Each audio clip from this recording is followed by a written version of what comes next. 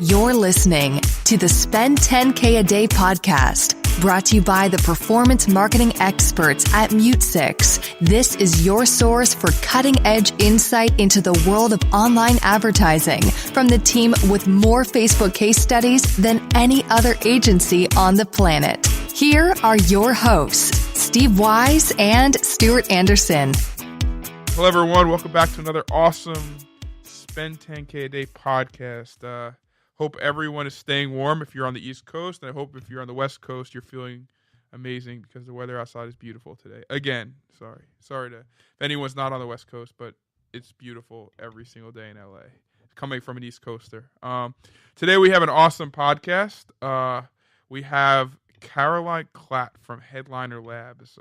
Headliner Labs is a very interesting company. They are in the Facebook Messenger space when it comes to direct response, and I'm excited to pick Caroline's brain on some tactical execution stuff that e-commerce businesses can do to really drive performance, specifically on Facebook Messenger.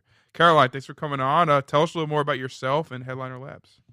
Yeah, my pleasure. So thank you for rubbing in how nice and freezing we have it here in New York. Yeah. You know what? At least we have chic outerwear that we can wear. That's true. We do have that over LA. But you never get to wear it. Yep. So I am the founder of Headliner Labs, as you mentioned, and we work in the chat marketing space, Facebook Messenger and beyond. And a tiny bit about me for where we come from and what really shapes our vision of the company is I am from the e-commerce world. So my background is traditional retail first at Steve Madden. I did shoe design and marketing, then Ralph Lauren, and then a company called Collective Brands, which owned Payless. So I spent a lot of time in Topeka, Kansas. Ooh, Topeka. That's one of my favorite cities. Yes. Tornado Alley. So spent a lot of time there. But after that, I worked at McKinsey for a few years, focused on retail and consumer packaged goods. And then I was at a big startup called Fab.com, which was one of these unicorn companies based in New York. And I was the director of strategy and operations there. So again, it's actually my first time doing pure play e-commerce with a big focus on marketing. And that's really my background leading into what we built at Headliner, which is a chat marketing automation platform. So leveraging chat to do marketing automation for e-commerce customers. So what Headliner is you guys are solving the problem in the market, specifically around how do you do automated, just like you do with email drips. So just like we work with, the Klavios, the Brontos, you guys allow e-commerce brands to actually also do, automated drips through Messenger, correct? Yeah, through Messenger and through other channels as well. So SMS, we've played around with a lot of other platforms. The most prevalent being Messenger and SMS. But exactly that. The problem that we're solving, and it was something I took away from Fab, was brands and retailers are spending a huge amount of money, as you know, on that initial Facebook ad, the initial traffic drivers. Yeah. And you get folks to your site, and then how do you really optimize that traffic other than getting their email and starting to send emails to them, which is its own challenge given email open rates right now. What else can we be doing? What other tools can we leverage to enable you to connect with customers who are really anonymous web churn at this point? And so we do outreach through other channels, the channels that are registering the highest engagement, so chat, and mostly Facebook Messenger, because pretty much anyone who hits your site is going to have Facebook. And so that means you can reach back out to them with the drips like you described. You do both chat as well as Messenger, on-site chat as well as Facebook Messenger, correct? Yeah, we do on-site chat, Facebook Messenger, and then any other chat channel. We've done a lot of Messenger, both with our own internal brands as well as, the partners we work with. One of the biggest issues, obviously, is chat is very, automating chat is one of the hardest things, whether it's live chat on your website or even Facebook Messenger, because people respond. They don't just click a link and say go bye. They're actively going back and forth, asking you questions, blah, blah, blah. So how does one solve the need of making chat work without having to hire a million customer service agents and being able to really, make that a big part of their business? Yeah. I mean, you're asking obviously a really big question. This could take us days to discuss. And it's a topic I love because it was something I thought about a lot at McKinsey and at Fab, where we were thinking about introducing live chat even before automation was a consideration. Live chat is important, right? Customers are not going into stores anymore. So they're coming onto your website and they kind of want to have that experience that they had in the store where you can look at a salesperson and ask questions, right? Yep, totally. Makes sense that that would be the expectation and that brands would be striving to replace that experience digitally.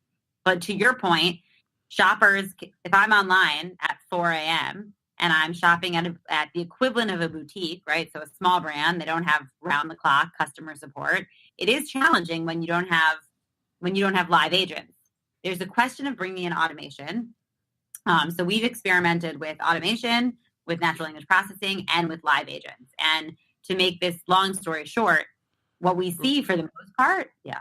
Before you go further, you brought up a really good point. NLP, artificial intelligence. These are buzzwords that every e-commerce company has heard of at conferences, and we're using these NLP to do our live customer service. I think it's a really interesting topic because you're trying to emulate a real customer experience without using a human being, less human beings. So let's dive a little deep into that. Like I know, like one of our partners I asked recently, I was like, why don't you guys do on-site chat? And his response was, that would bombard. There'd be too many messages. I can't even get enough customer service agents. So talk a little more about how do you use NLP or artificial? What does that mean? Like I'm not a big expert in that area. So first of all, great problem to have if you're bombarded. By and large, we work with some really big brands and we work with lots of really cool startups. And by and large, you have enough manpower to serve your customers, right? That's the whole goal, is to sell stuff, to serve customers, to build relationships.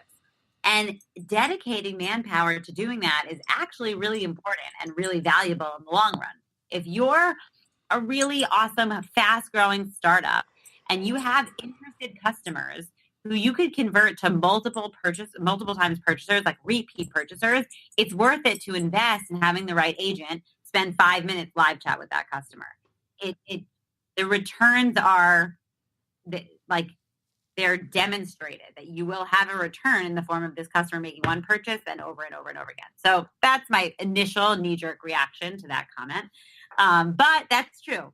The truth is a lot of retailers will be bombarded, right? If you walked into Macy's, you might not find a sales associate on the floor right away because there are a lot of shoppers and not as many sales associates. And the same problem persists online.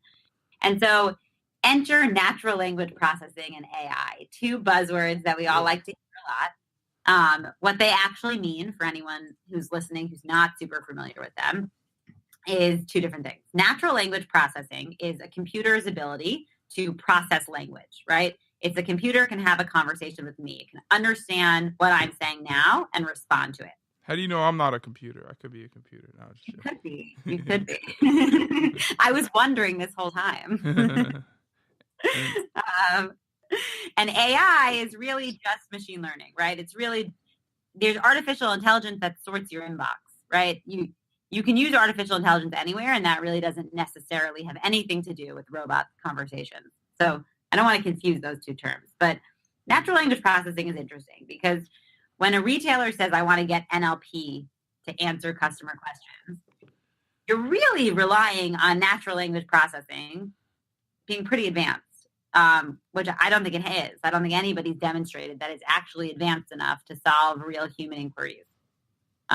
So good examples are the Microsoft Tay bot. Yeah. Microsoft Tay, when launched on Twitter, it was Microsoft's natural language processing bot, and it was a massive racist within, an hour. That's funny. It was crazy. And the reason is because I really think we'll get there, and I am a big believer that in a very near future, all of customer support will be handled by bots and will be totally sufficient to do it. But right now, if you ask a complicated question that was like, I wear a size 8 shoe, but my foot's really wide. So do you think I should get this in the wide size or should I get my normal size so that I could take advantage of your expedited shipping? You will be hard pressed to find a robot that can answer that and understand the different pieces of those questions. So that's the general. So the big picture is we're not there yet from artificial intelligence, NLP, chatbot perspective. You have to have the big takeaway. You have to have human beings that can help with Messenger. With So I think you need the last line of defense to be human beings. What NLP can do and can do really well is answer the first line of questions, right? So your first 60 to 70% of questions are going to say, where's my package? What's your shipping times? Asking questions that you can anticipate. You probably, as a company, have a lot of data, historical data around what people are going to ask and can answer. I think you quickly fall back on real humans.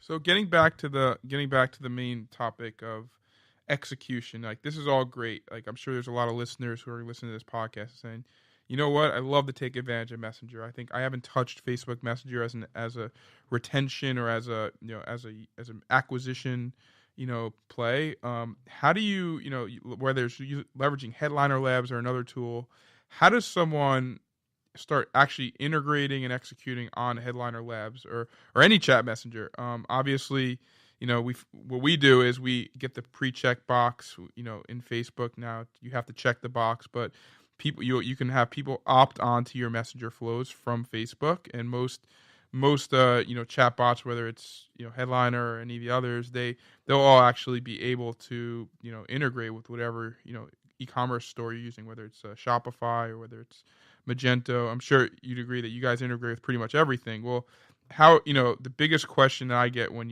I'm like, guys, let's really get Messenger a big part of the acquisition strategy is, well, I don't want people getting pissed off at me. I don't want I don't have the ability to answer these replies, and that's the biggest pain point. I feel like is having that service army to really start replying to these. But I still think there's a way for brands to really start integrating Messenger on both acquisition and retention without having an army of customer service people. Would you agree? Absolutely. So Messenger marketing is a baseline at this point. If you don't have it, you're behind the eight ball. You're missing customers left and right, and you are only getting further and further behind. So listeners who are considering Messenger, stop listening. Send me an email. Send Steve an email. Get yourself set up with some Messenger solution fast, because you're really missing customers every second that you're not implementing. I guess it's also important to talk about, from a product roadmap solution, the way Facebook looks at Messenger. Facebook, we both know a lot of people on the Messenger team at Facebook. I know obviously 3-4 people. I was with them at CES, but they think of Messenger like we think of email. Like they think that Messenger is going to replace email. So eventually, you're going to have all your automated drips coming through Messenger, whether it's, I make a purchase and, the purchase confirmation, that's all going to come through Messenger. And I think that with that said, it's really important to be able to start thinking of building different types of flows within Messenger. Obviously, there's Messenger rules, which I'm sure we could talk about, which are more or less, you have to get a response within 24 hours. Facebook doesn't want you to fully take advantage of their Messenger platform, but let's talk about number one, integration. But how do you play within the rules, and what are some of the strategies that that have worked for the brands you work with? So first of all, I agree with Messenger. I think that Messenger will be email of the future. When you think about a kid who's in college right now, they email. Nobody uses email. There's a 14% of industry-wide retail. So what's the future? If email is not the future, where do you have access to pretty much 100% of your customers? And the answer to that is Facebook. Facebook, Instagram, WhatsApp, they're all owned by Facebook. And you have access to customers in a frictionless way. Yep. So that's the baseline, right? Someone comes to the site. Why would I trigger abandoned cart emails if abandoned cart emails require the friction of getting an email and I know the open rate is really low? The alternative is Messenger, where I'll get the same number of customers. The open rate is around 80%, so much, much higher open rate and much higher engagement rate because it's optimized for your phone, which is where your customers are spending all day, every day.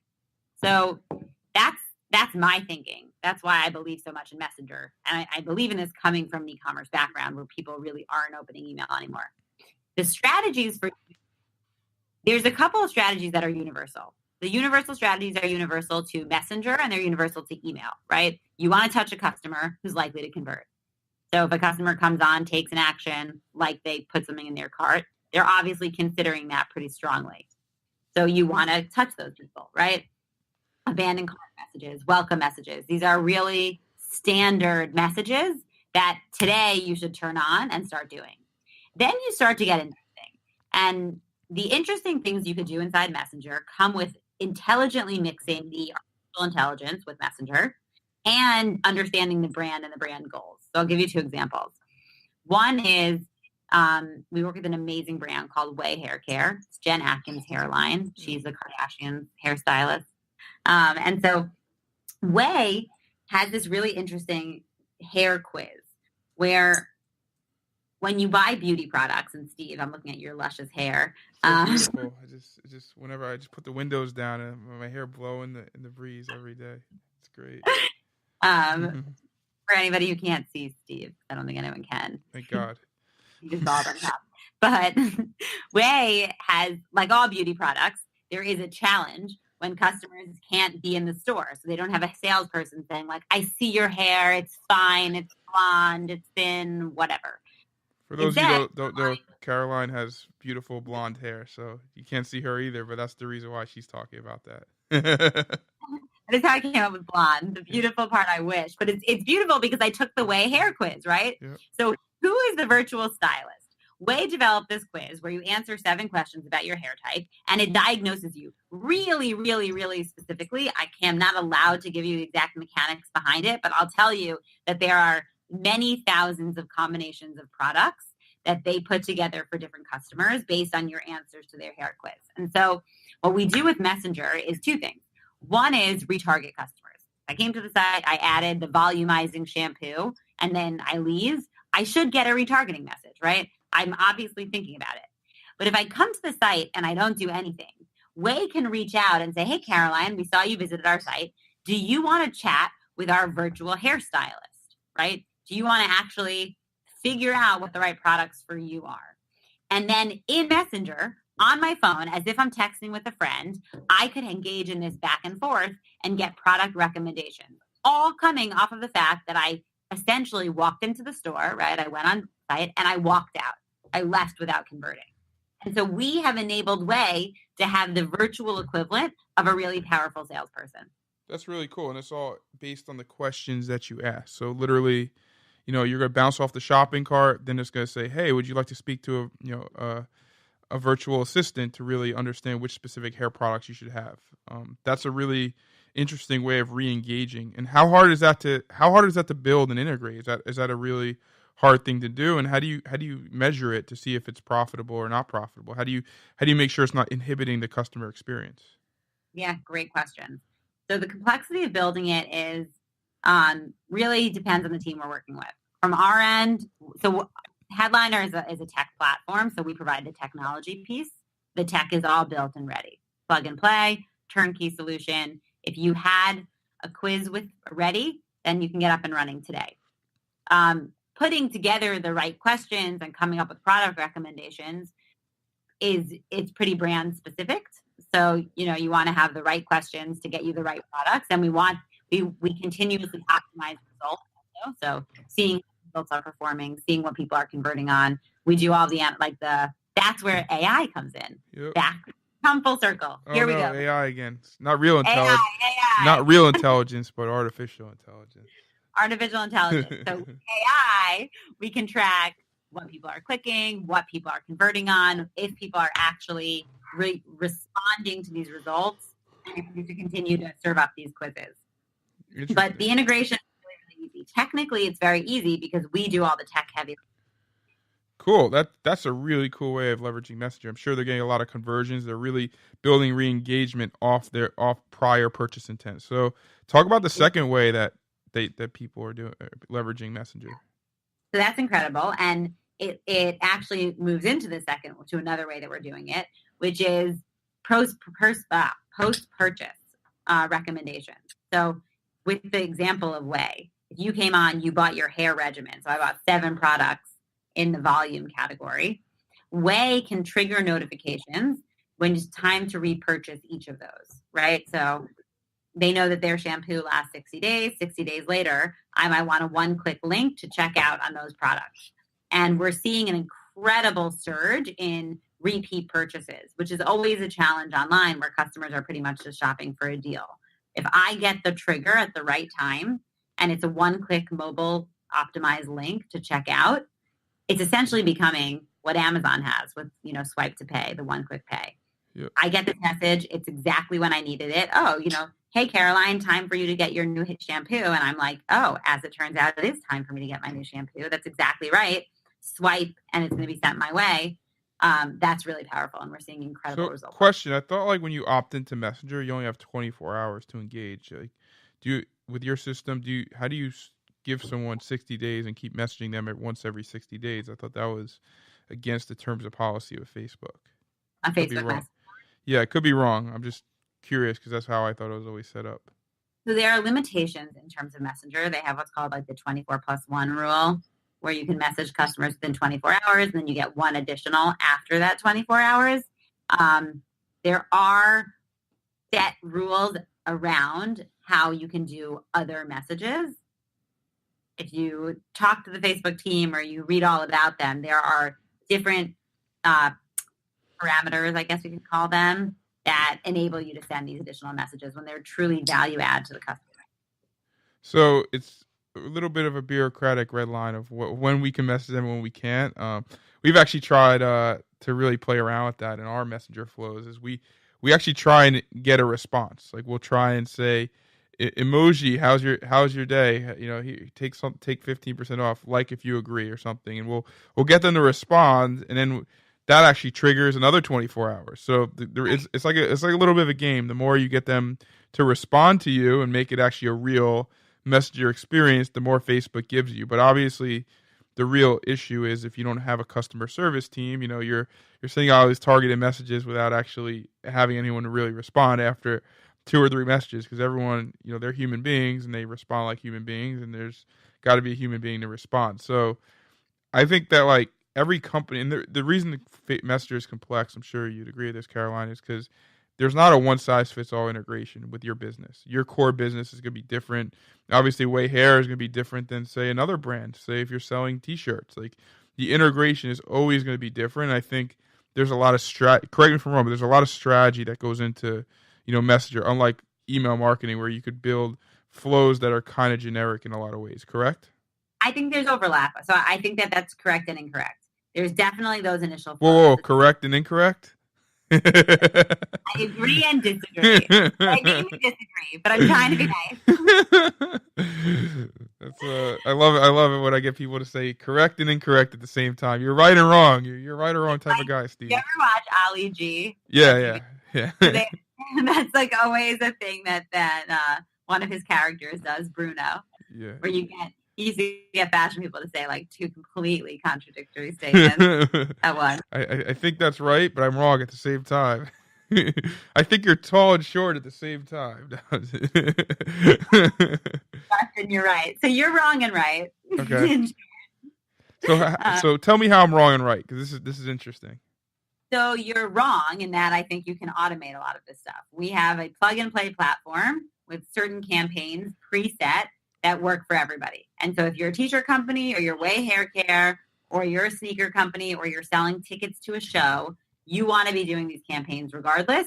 It takes you no time at all to get set up. And I quite literally mean you can be set up within 30 minutes and sending out messages to your whole site.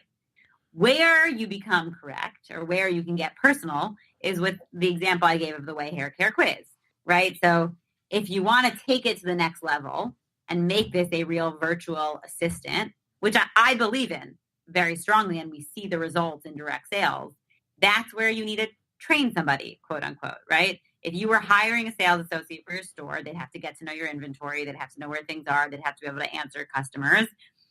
So that much you have to train. On day one, though, you can be set up and running with automated campaigns like the email drips we talked about. And those are generic. Those work across brands, categories, products, sites, etc. All right, cool, interesting. So let me take the topic to another place. We have a lot of both, very experienced e-commerce marketers who listen to this podcast. We also get people who are just starting out in e-commerce, and they value every ad impression they serve on Facebook. Every impression is meaningful, and to really maximize the value out of every ad impression, obviously you got to convert each user that comes into your funnel. So, the more people we convert with Messenger, obviously the better the campaigns look on paper. So if you're going to give advice to a new, not even just a new e-commerce brand, but a brand that's really just getting their feet wet in Facebook marketing, like what advice would you give them on how to integrate Messenger? Because Messenger, obviously, it's not for not everyone's an enterprise level brand, but if I'm a 3 or 4 person e-commerce brand and I'm selling my shirts and how are you going to integrate Messenger? What is the first thing you do, whether it's going through Headliner Labs? Like give me the start to finish quick and dirty strategy. Yeah. I mean, first of all, you go to Headliner Labs because what else would you do? Obviously. First you start with Mute 6. Get set up with all of your ads and all of your platforms. Then you go to Headliner Labs and you get set up with retargeting. And retargeting should start with a welcome sequence for people who just hit your site, people who abandon cart, people who check out. Get all these sequences set up. Like I said, it takes under 30 minutes to get the whole platform on your site and set up. And start messaging everyone who hits your site. Because if you're spending a single dollar on Facebook and you're not reaching back out to the customers you're driving that way, that is a miss.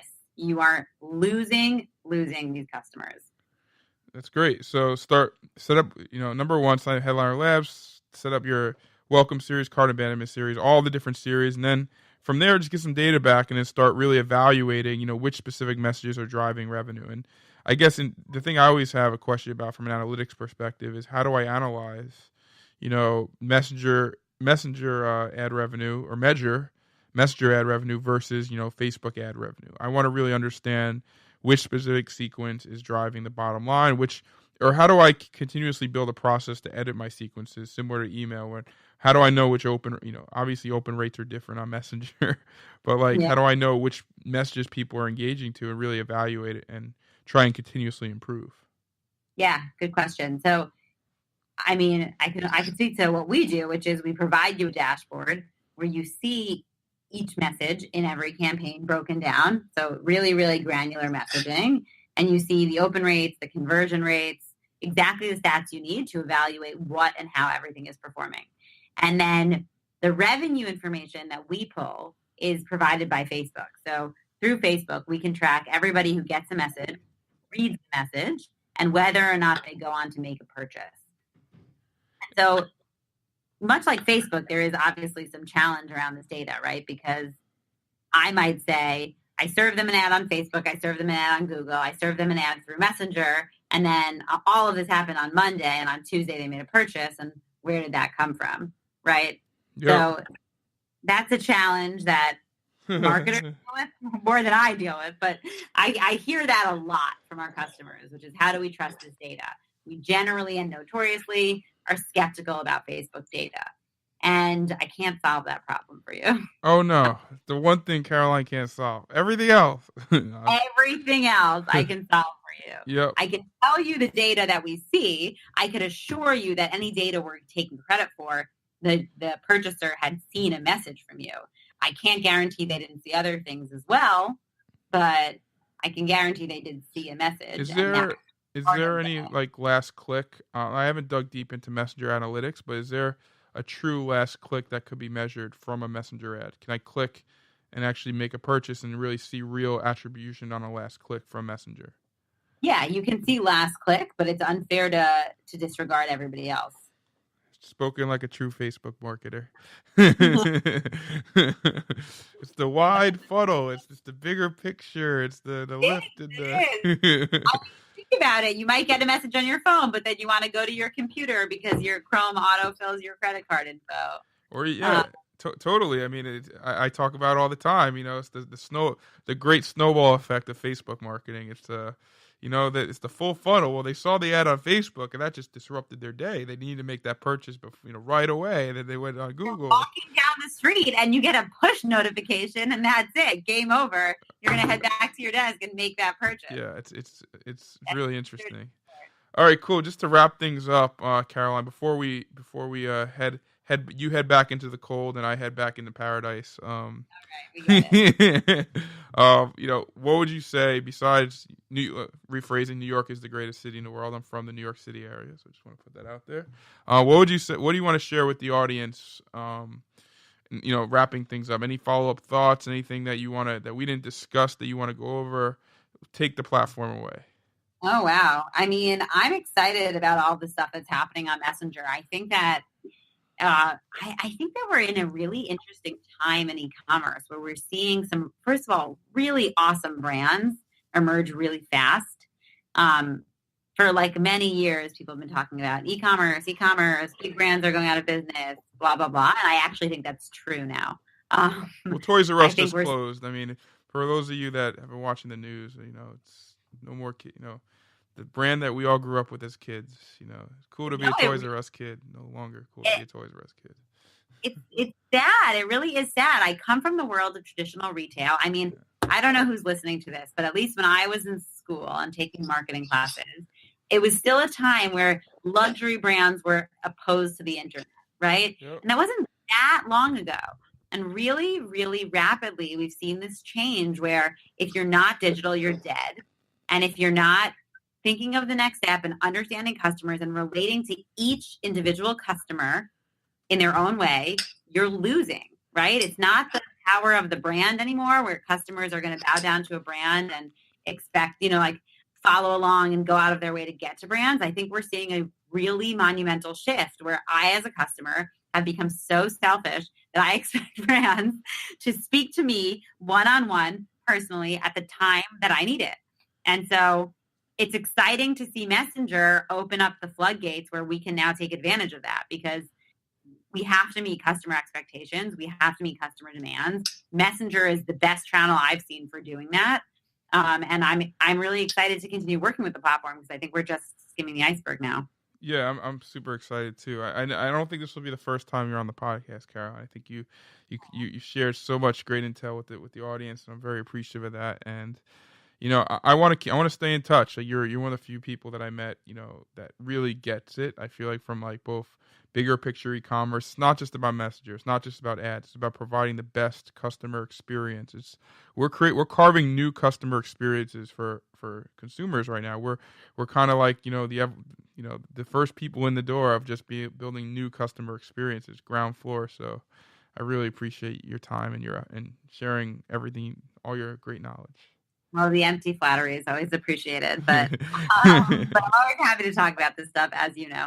So. Yeah, cool. Well, that's pretty much it for this podcast. We are going to be on the Messenger talk probably in the near future. We're going to dive a little bit more deeper into some analytics that we're getting from Messenger from some of our campaigns. But stay tuned for the next Spend 10K a Day podcast. We have something amazing in store. Not as amazing as this, as having Caroline on our podcast, but almost as amazing.